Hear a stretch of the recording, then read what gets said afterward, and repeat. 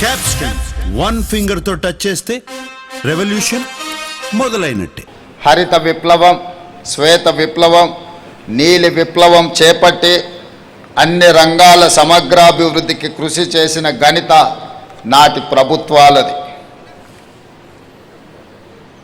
స్వేచ్ఛ జీవన ఆధారం, దానికి వెల కట్టలేము అని మహాత్మా గాంధీ గారు అన్నారు. అందుకే ప్రజాప్రభుత్వంలో ప్రజలకు స్వేచ్ఛను అందించాం. విధ్వంసమైన తెలంగాణ రాష్ట్రాన్ని వికాసం వైపు నడిపించేందుకు ప్రయత్నం చేస్తున్నాం. రాష్ట్రంలో ప్రజాప్రభుత్వం అధికారం చేపట్టిన 32 నెలల్లో దెబ్బతిన్న వ్యవస్థల్ని ఒక్కొక్కటిగా గాడిలో పెడుతూ వస్తున్నాం. సంక్షేమాన్ని విస్తరించాం, అభివృద్ధికి కొత్త దిశను నిర్దేశించాం. తెలంగాణ భవిష్యత్తుకు అవసరమైన కార్యాచరణను సిద్ధం చేసుకుంటూ ముందుకు వెళ్తున్నాం. సంక్షేమం కోసం ఈ రాష్ట్ర ప్రభుత్వం చేస్తున్న ప్రయత్నం, మా ప్రభుత్వంలో సంక్షేమాన్ని ఆర్థిక కోణంలోనో ఖర్చు పెట్టిన రూపాయలతోనో లెక్క కట్టడం లేదు. మా సంక్షేమ ఆలోచనలో మానవీయత ఉంది, పేదవాడి పట్ల బాధ్యత ఉంది, వారి జీవితాల్లో ఆనందం నింపాలన్న తపన ఉంది, వారికి ఆరోగ్యవంతమైన జీవితాలను అందించే ప్రయత్నం మేము చేస్తున్నాం. ఆత్మగౌరవంతో కూడిన జీవన విధానాన్ని అందించే సంకల్పం మా ప్రభుత్వానికి ఉన్నది. ఓట్ల కోసమో మొక్కుబడి హామీలుగానో మేము సంక్షేమాన్ని చూడడం లేదు. ప్రతి పథకంలో శాస్త్రీయ దృక్పథం, ప్రజా సంక్షేమం ఇందులో ఇమిడి ఉన్నది. ఈ 32 నెలల కృషి ఇప్పుడు ఫలితాల్లో కనిపిస్తుంది. అందుకు తాజా ఉదాహరణ ఆర్బీఐ తాజా గణాంకాల ప్రకారం 2025-26 సంవత్సరంలో మన రాష్ట్ర తలసరి ఆదాయం 8,18,931 రూపాయలు. దేశ తలసరి ఆదాయంతో పోలిస్తే తెలంగాణ తలసరి ఆదాయం దాదాపుగా 91% అధికంగా ఉంది. మన ఆర్థిక వ్యవస్థ బలాన్ని చాటి చెప్పే గొప్ప విజయంగా రాష్ట్ర ప్రభుత్వము, తెలంగాణ ప్రజలు భావిస్తున్నారు. రైతు సంక్షేమం కోసం మన ప్రభుత్వం చేపడుతున్న పథకాలను ఈనాడు రైతు బాగుంటేనే రాష్ట్రం బాగుంటుందని మా ప్రభుత్వం గట్టిగా నమ్ముతుంది. రైతుల కష్టాన్ని తీర్చి వ్యవసాయాన్ని పండుగ చేయాలన్న ఆలోచనతో ప్రజాప్రభుత్వం రైతు సంక్షేమానికి ఎక్కువ ప్రాధాన్యతను ఇచ్చింది. ఇచ్చిన మాట ప్రకారం 2 లక్షల వరకు పంట రుణాలను మాఫీ చేసి 25 లక్షలకు పైగా రైతు కుటుంబాలను రుణ విముక్తులను చేశాం.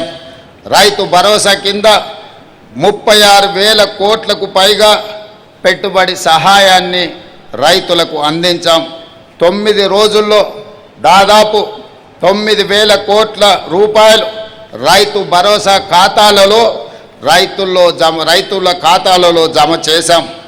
సన్న వడ్లకు క్వింటాల్కు 500 బోనస్ చెల్లించి రైతులకు అండగా నిలబడ్డాం.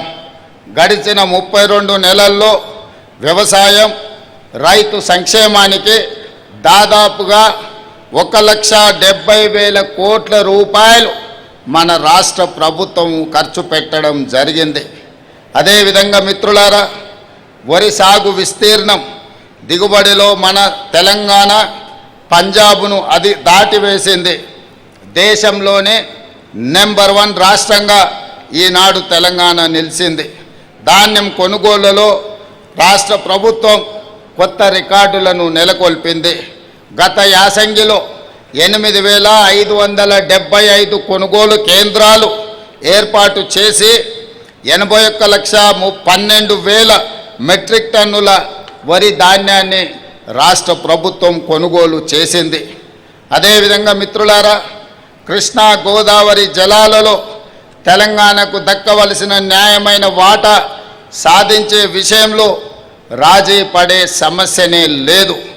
తెలంగాణ రాష్ట్రానికి వచ్చే చివరి బొట్టు వరకు సాధించి తీరుతాం. అటువంటి సాధనలో భాగంగా తుమ్మిడిహెట్టి నుంచి ఇటు పాలమూరు వరకు పెండింగ్ సాగునీటి ప్రాజెక్టులను ప్రాధాన్యత క్రమంలో పూర్తి చేసి చివరి ఆయకట్టు వరకు సాగునీరును అందించే దిశగా ప్రభుత్వం ముందుకు సాగుతున్నది. వ్యవసాయం దండుగా అనే పరిస్థితుల నుంచి వ్యవసాయాన్ని పండుగ చేసి రైతుల కళ్ళల్లో ఆనందం చూడాలన్న తపనతో నిరంతరం మా ప్రభుత్వం పని చేస్తున్నది. అదేవిధంగా మిత్రులారా, మహిళా సాధికారిత తెలంగాణ రాష్ట్రం యొక్క ప్రాధాన్యత.